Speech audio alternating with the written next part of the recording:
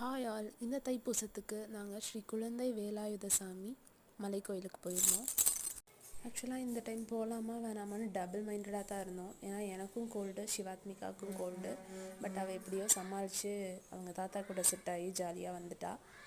ஃபுல்லாக வேடிக்கை பார்த்துட்டு அமைதியாக இருந்துட்டா. கோயில் பயங்கர கூட்டமாக தான் இருந்தது. ஃபஸ்ட் டைம் நாங்கள் போகிறோம். கோயில் பார்க்க சூப்பராக இருந்தது.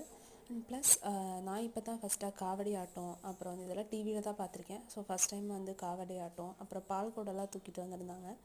ஸோ அங்கே நிறைய இடத்துல வெளியே நின்று பூஜையெல்லாம் பண்ணிவிட்டு அப்புறம் உள்ள காவடியெல்லாம் ஆட்டம் ஆடிட்டு வந்து எல்லாம் இது பண்ணாங்க. ஸோ வெளியவே பால் குடம் வச்சு சாமிக்கு வந்து அபிஷேகம் பண்ணிகிட்டு இருந்தாங்க.